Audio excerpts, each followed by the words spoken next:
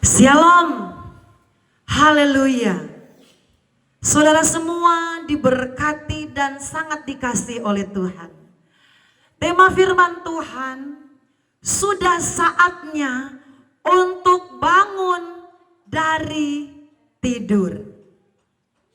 Saudaraku yang dikasihi Tuhan, orang tua biasanya itu kalau pagi-pagi orang tua datang ke kamar anaknya. Dan orang tua berkata, nak, bangun cepat, bangun cepat. Cepat-cepat bangun, jangan terlambat ke sekolah. Cepat, ayo bangun, ini sudah mau terlambat ini. Siap-siap saja.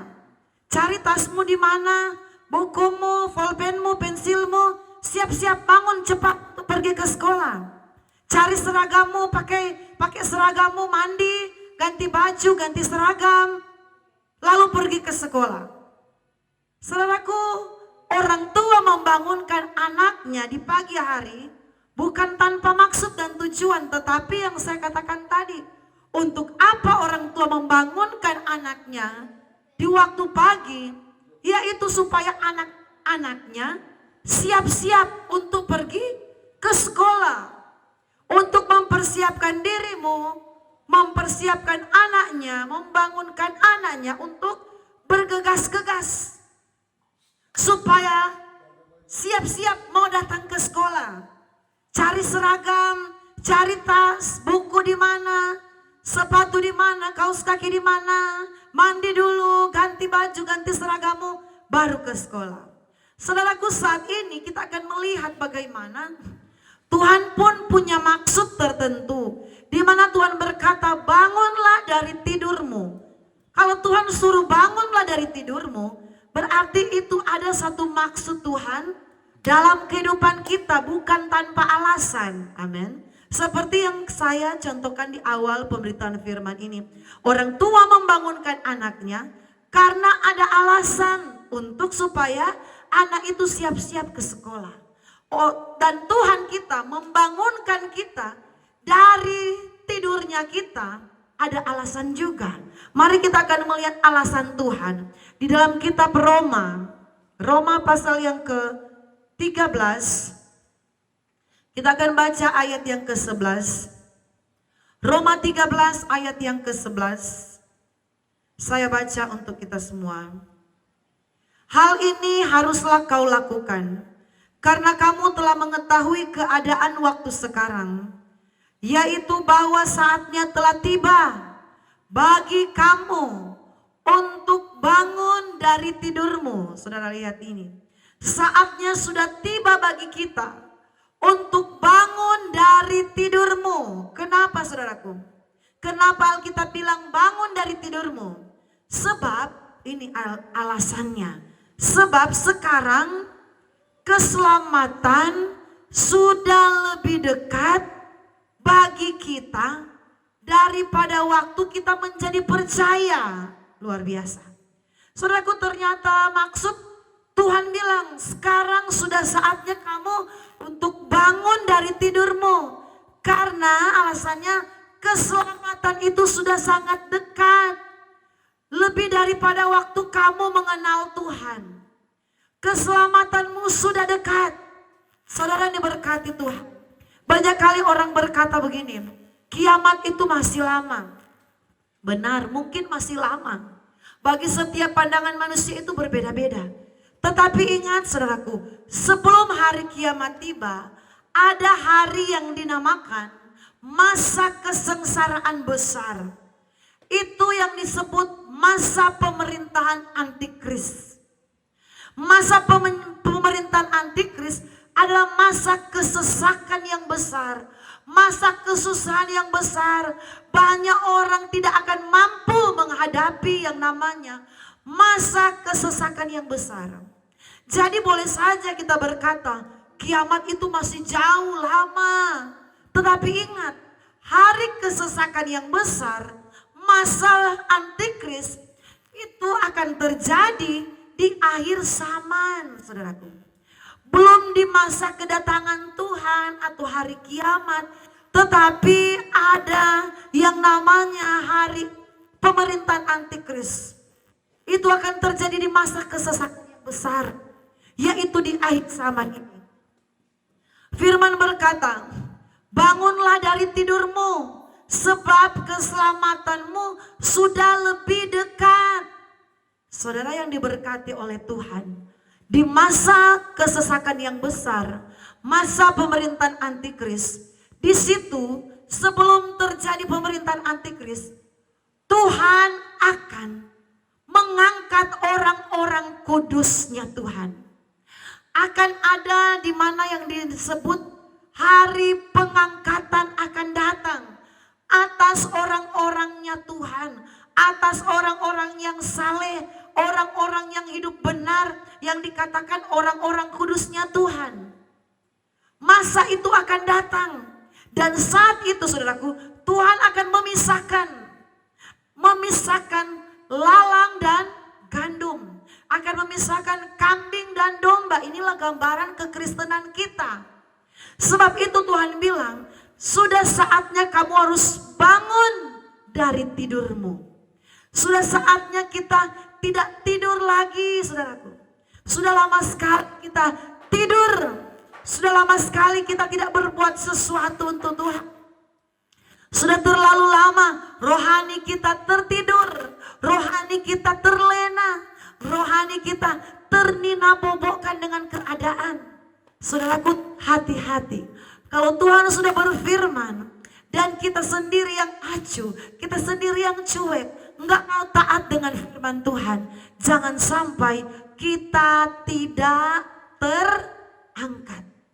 Kita tidak terangkat di hari yang disiapkan Tuhan untuk pengangkatan orang-orang kudusnya Tuhan.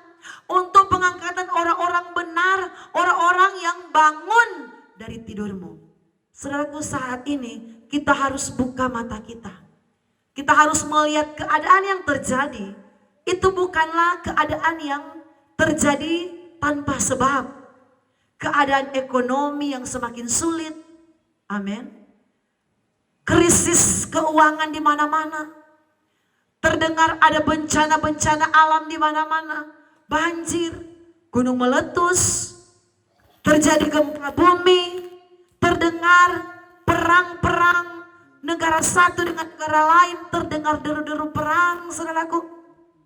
Dengan kecanggihan teknologi yang tidak kalah, robot yang menggantikan peran manusia, robot menggantikan pekerjaan manusia. Saudaraku, ini bukanlah keadaan yang terjadi tanpa sebab.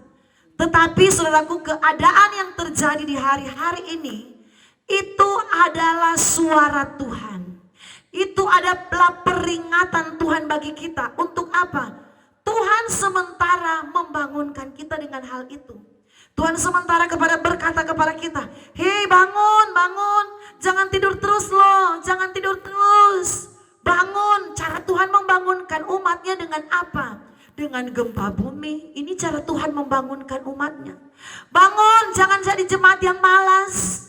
Bangun, jangan jadi jemaat yang tidak suka ibadah. Bangun, jangan jadi jemaat yang tidak suka berdoa. Bangun dari sekarang. Mulailah membangun dari sekarang. Membangun doa dengan Tuhan. Biasakan dirimu untuk selalu ada hubungan yang khusus dengan Tuhan. Mulailah dengan kehidupan rohani yang lebih baik. Tinggalkan segala dosa dan kejahatan kita. Sadar atau tidak sadar, saat ini Tuhan sementara bersuara. Saat ini Tuhan sementara membangunkan orang percaya. Dengan caranya, bangun, lihat.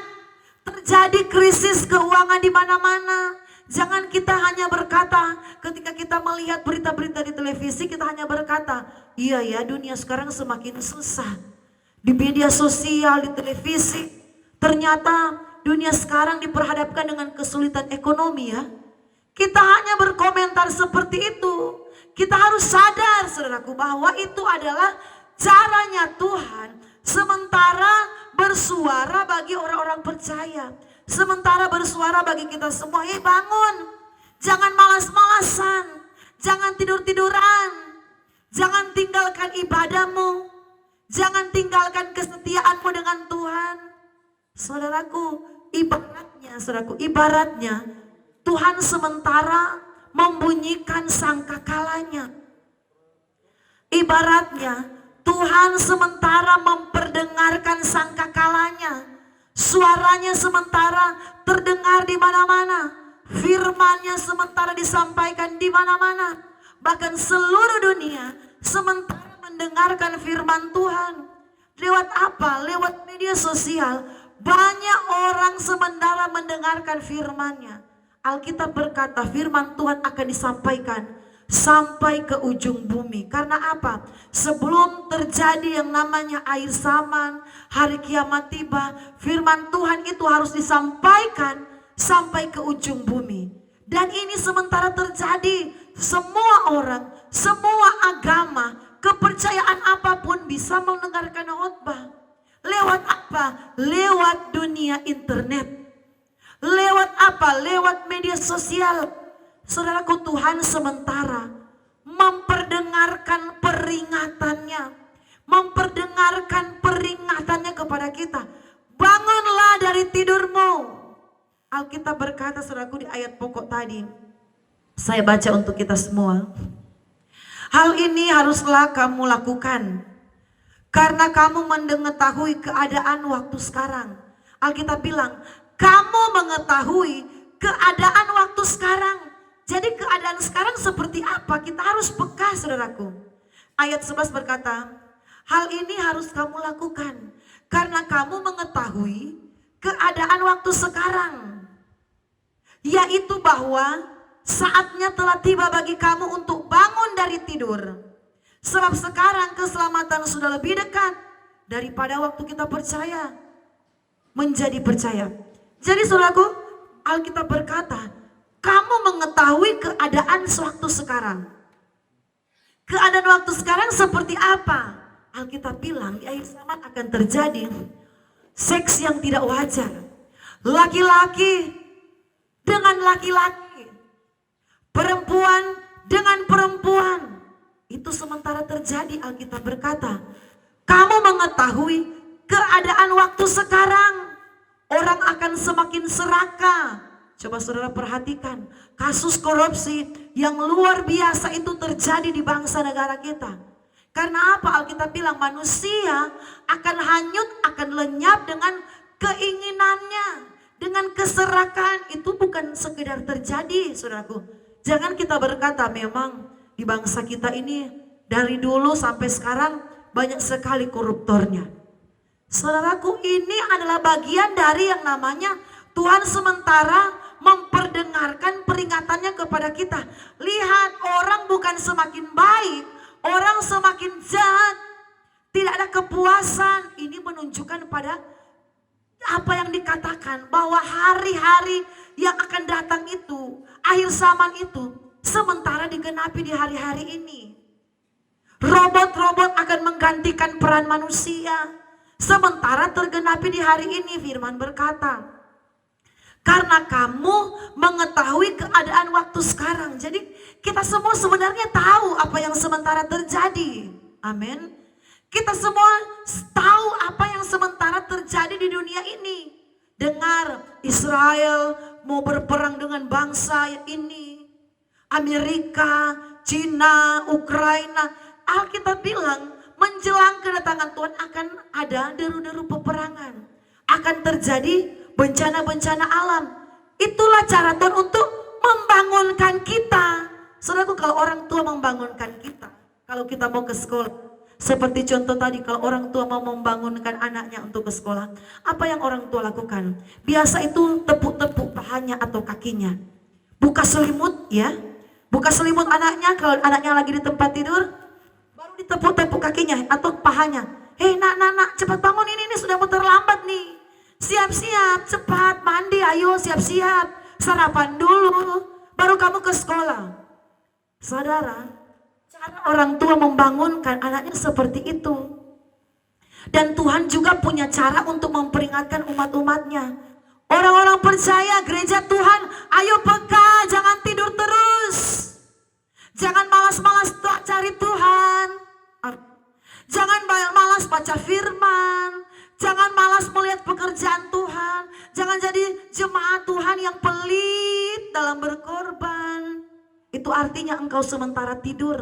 Artinya rohanimu tidak peka dengan keinginan Tuhan. Artinya hatimu tidak peka dengan kerinduan Tuhan. Saudaraku, cara orang tua bangunkan kita seperti tadi. Ditarik selimut kalau kita lagi pakai selimut. Ditepuk-tepuk kaki kita. Hei, cepat bangun, dikorek-korek orang tua. Bangun, jangan terlambat. Ini orang tua kita untuk membangunkan ke sekolah bagi anaknya.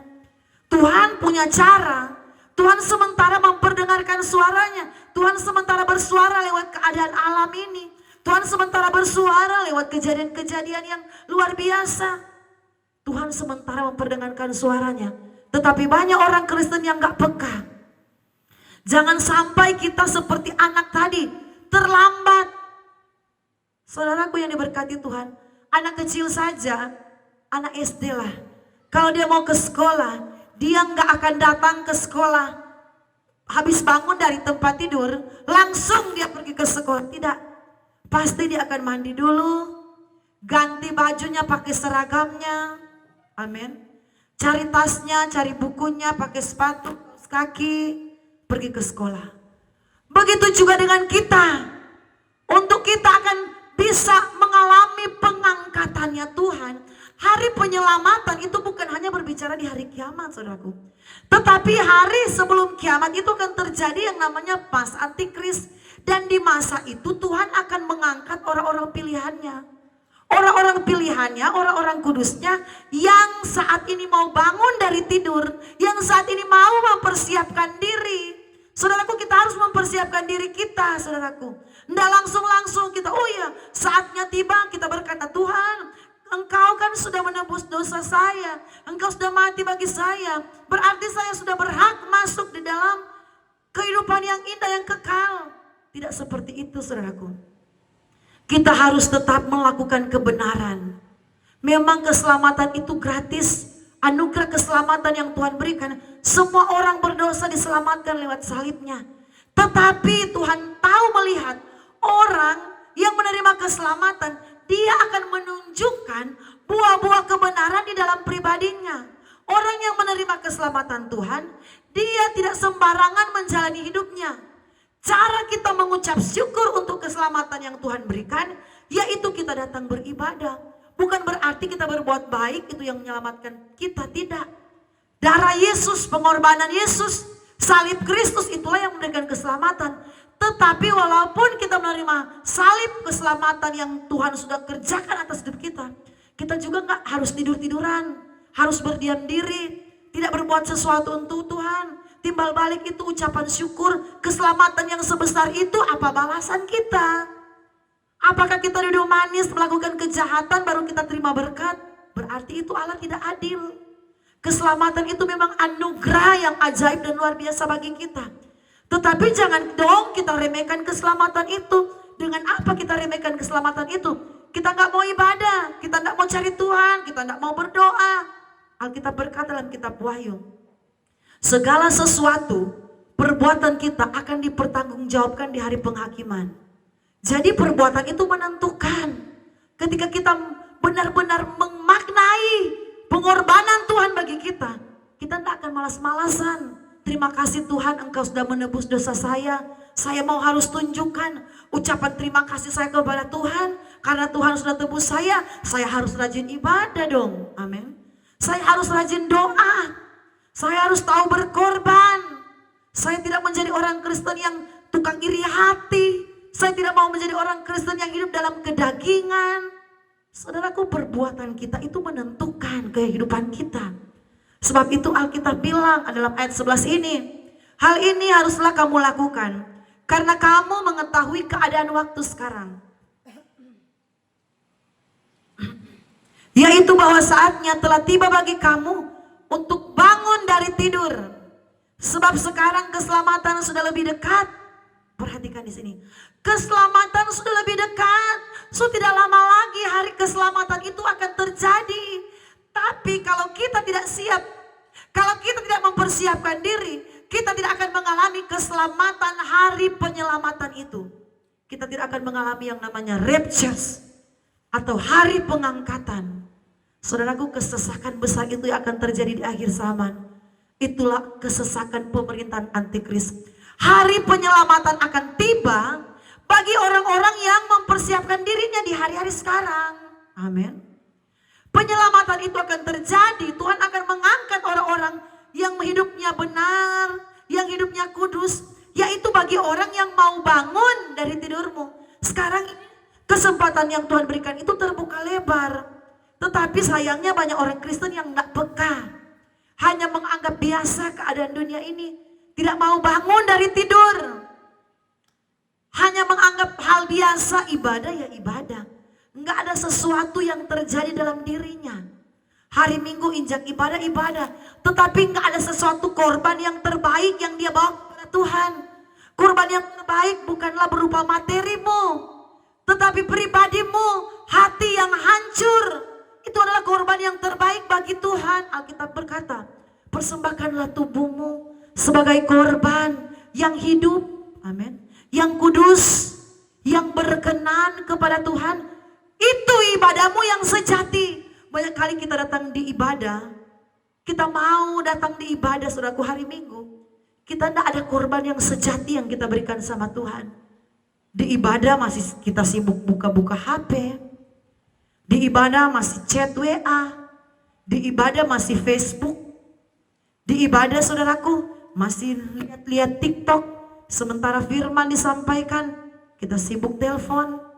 Saudaraku, saya percaya orang-orang yang tidak menghormati Tuhan, dia tidak akan mengalami hari pengangkatan, akan tertinggal.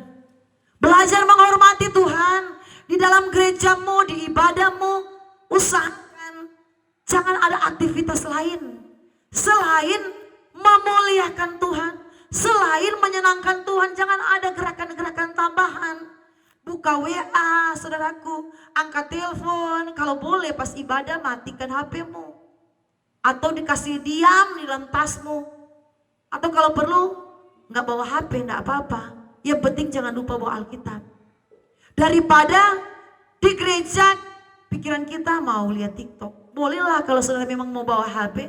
Yang penting komitmen dengan Tuhan. Bawa HP karena untuk sesuatu kebutuhan, mungkin pulang gereja, selesai ibadah, harus perlu aplikasi Maxim atau aplikasi Grab, mau cari mobil untuk antar pulangnya. Enggak mengapa kita bawa gereja, enggak berdosa, bawa HP di gereja.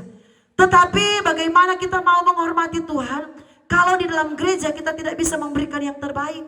Kalau engkau tidak punya uang, engkau tidak punya materi, bagi Tuhan itu tidak jadi masalah, karena Alkitab berkata, persembahkanlah tubuhmu menjadi korban yang hidup, yang kudus, yang berkenan. Itu ibadah yang sejati. Kalau memang kita nggak ada berkat, tetapi kalau ada berkat dan kita tidak memberikan yang terbaik bagi Tuhan, kita sementara menipu Tuhan. Saudaraku, hari-hari ini Tuhan bilang, bangun dari tidurmu. Kita sudah terlalu lama tidur, kita sudah terlalu lama dengan kesibukan kita, kita sudah terlalu lama dengan kepentingan kita. Banyak waktu kita sudah habiskan untuk kepentingan kita. Kita lupa bahwa kita harus mempersiapkan diri. Sebenarnya mempersiapkan diri ini bukan untuk kepentingannya Tuhan, saudaraku. Tetapi yang Tuhan peringatkan ini sebenarnya itu untuk kebaikan kita. Untuk kebaikan kita supaya apa? Supaya kita diselamatkan. Supaya kita tidak masuk dalam pemerintahan antikris. Kita bisa terangkat dalam hari pengangkatannya Tuhan. Banyak orang Kristen akan tertinggal di hari pengangkatan. Banyak orang Kristen akan tertinggal di hari pengangkatan kalau kita tidak bangun dari tidur kita yang panjang ini. Kalau kita tidak mempersiapkan diri kita, kita cuma acuh tak acuh, kita lebih banyak menghabiskan waktu dengan kesibukan kita. Lebih banyak waktu menghabiskan waktu kita dengan kepentingan kita, dengan urusan kita. Dan kita tidak mempersiapkan rohani kita. Hati-hati saudaraku. Pikiran kita lebih banyak tertuju kepada hal dunia, mengejar hal dunia. Tuhan, saya mau bangun rumah besar, saya mau ada mobil, saya mau ada usaha. Saudaraku, semua itu adalah perkara-perkara dunia dan tidak akan dibawa kepada kekekalan. Jadi sekarang mari coba rubah akal budimu, cara berpikirmu yang benar. Kalaupun engkau mau berkerinduan membeli rumah, ya hanya sekedarlah punya kerinduan untuk membeli rumah, mobil. Tetapi bukan itu yang membuat engkau bekerja keras. Tetapi bekerja keraslah untuk menyenangkan Tuhan. Maka apa yang kau inginkan Tuhan akan berikan. Alkitab berkata, cari dulu itu kerajaan Allah. Cari dulu itu kebenarannya. Amin. Barulah yang kamu butuhkan ini dan segala macam itu yang akan Tuhan berikan. Yang akan Tuhan tambahkan. Tetapi banyak orang sekarang, saudaraku, terbalik. Mengejar dulu keinginan-keinginan dunia, saudaraku. Pada akhirnya karena sudah terlalu sibuk dengan keinginan dunia, dia tidak membangun kehidupan rohani yang kokoh dengan Tuhan. Saudaraku, saat ini hidup kita ini diperingatkan oleh Tuhan. Diperingatkan oleh begitu banyak pendeta-pendeta yang sementara menyuarakan tentang zaman. Kalau kita tidak bangun rohani kita tidak bangkit dari tidur rohani kita, saudaraku, jangan sampai kita menyesal di hari yang akan datang. Memang, saudaraku, penyesalan itu tidak akan terjadi di awal. Penyesalan itu selamanya itu banyak kali terjadi di hari yang di belakang.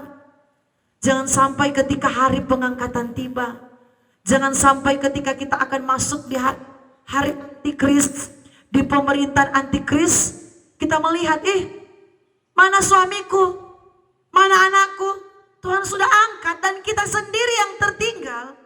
Waduh, saudaraku, sayang sekali. Bukan karena Tuhan tidak mengasihi kita. Tuhan, kenapa saya tertinggal, Tuhan? Berarti engkau tidak mengasihiku, engkau tidak mengasihi saya. Bukan karena Tuhan tidak mengasihi engkau, tetapi karena engkau sendiri yang tidak mengasihi Tuhan. Engkau sendiri yang tidak mempersiapkan dirimu, menganggap segala sesuatu yang terjadi itu hal biasa. Alkitab bilang, engkau mengetahui keadaan waktu sekarang. Itu Alkitab berkata di ayat pokok tadi. Ayat pokok ayat 11. Hal ini harus kamu lakukan karena kamu mengetahui keadaan waktu sekarang. Kamu tahu, jadi kita semua ini tahu apa yang terjadi perkembangan zaman ini, kita semua tahu. Amin. Jangan sia-siakan peringatan Tuhan, suara Tuhan yang sementara terdengar di mana-mana. Bangun, kalau dulu engkau malas, sekarang enggak, jangan lagi malas-malas. Kalau dulu kita cuma tidur-tidur hari Minggu di rumah, hari Minggu kita cuma banyak nonton TV, main HP. Sekarang bertindak, saudaraku. Kalau sudah tidak bertindak, hati-hati. Jangan kita berkata, Tuhan, aduh Tuhan. Walaupun kita akan menangis begitu rupa bagaimanapun keadaan kita. Kalau hari itu sudah datang, kita sendiri akan tertinggal. Kita ingat gadis-gadis yang bodoh, gadis-gadis yang bijaksana. Mereka di tengah-tengah menantikan mempelai datang, tertidur. Yang 5 bijaksana tertidur juga. Yang bodoh juga tertidur. Tetapi yang membedakan, yang bijaksana ini mereka sudah lengkap dengan persediaan mereka. Mereka punya minyak dan pelita itu sudah standby. Bencana kehidupan kita ini harus siap maksimal. Sudah penuhkah bencana kita, saudaraku, dengan firman Tuhan? Sudah penuhkah kehidupan kita dengan perbuatan-perbuatan yang baik, yang benar bagi Tuhan? Sudah setiakah kita dengan Tuhan? Sudah banyak berkorban kita dengan Tuhan? Saudaraku, perbuatan-perbuatan kita itu diperhitungkan Tuhan, saudaraku.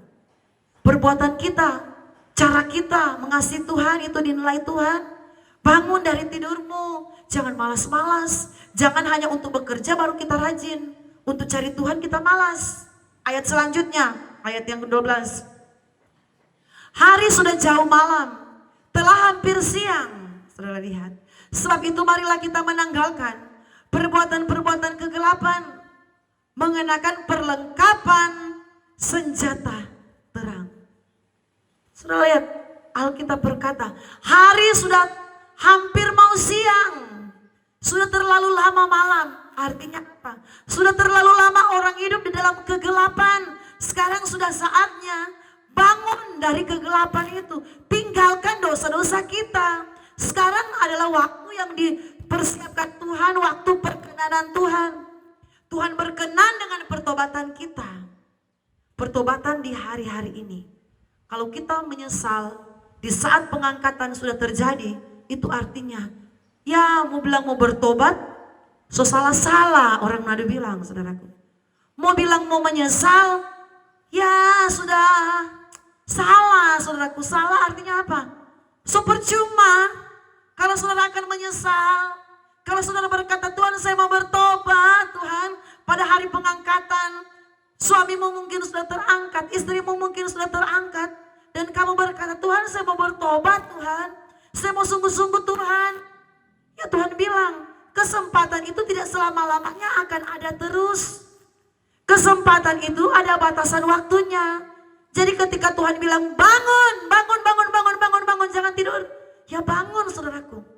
Sementara ini Tuhan membangunkan kita dengan kesulitan ekonomi. Buka matamu, kesulitan ekonomi itu bukan hanya karena pemerintah mengatur keuangannya begini-begini, bukan. Tetapi itu cara Tuhan untuk membuka mata kita. Karena Alkitab berkata, akhir zaman itu akan datang masa yang sukar.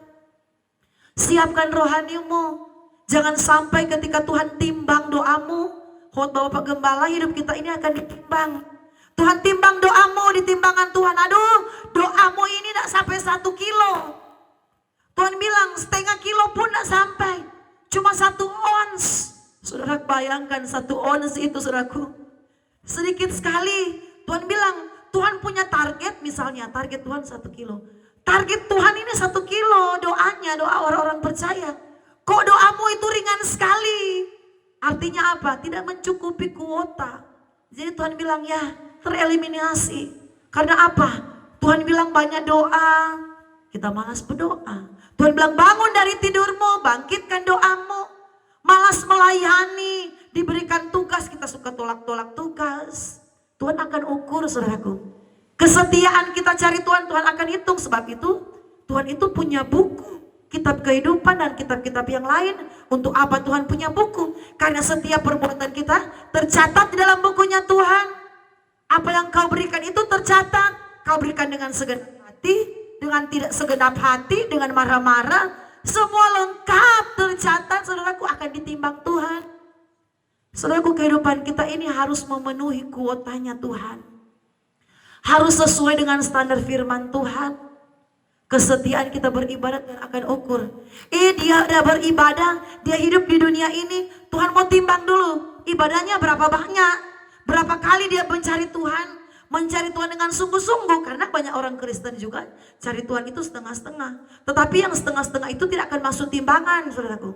Yang akan masuk timbangannya Tuhan itu kesetiaan yang segenap hati. Yang sungguh-sungguh Tuhan timbang dulu. Diukur dulu. Di kalkulatornya Tuhan hitung dulu. Banyak atau tidak? Ya Tuhan hitung. Ya yang segenap hati cuma 10 kali. Target Tuhan itu misalnya 100 kali.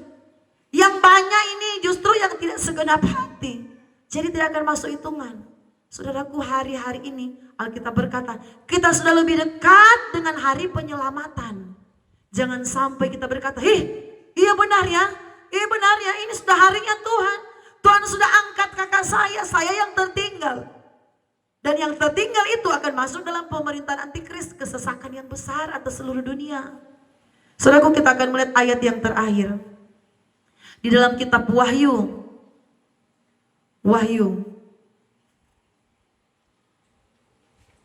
Saya akan baca untuk kita semua.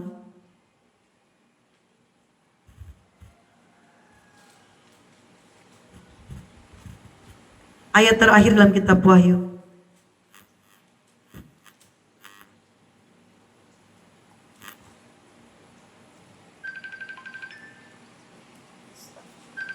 Wahyu 16 ayat yang ke-15, ayat yang terakhir saudaraku.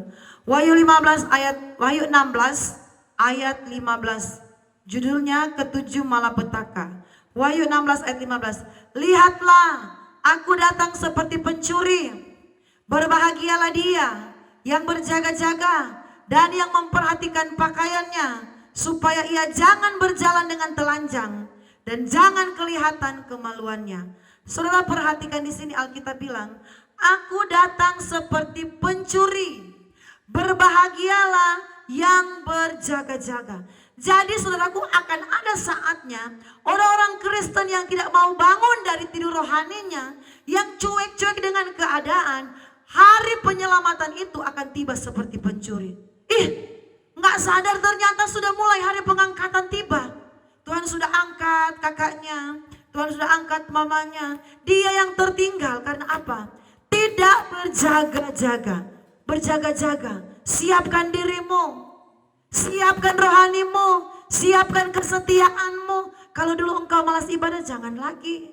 Kalau dulu berkorban dengan Tuhan, paling perhitungan, jangan lagi.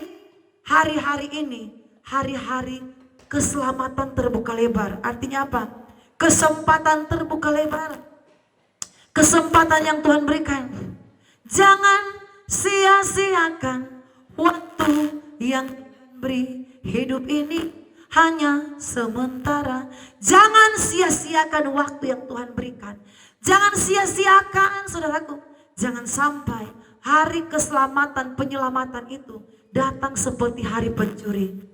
Ya, kalau kita berjaga-jaga, puji Tuhan, ada jaminan, saudaraku, kita akan terangkat.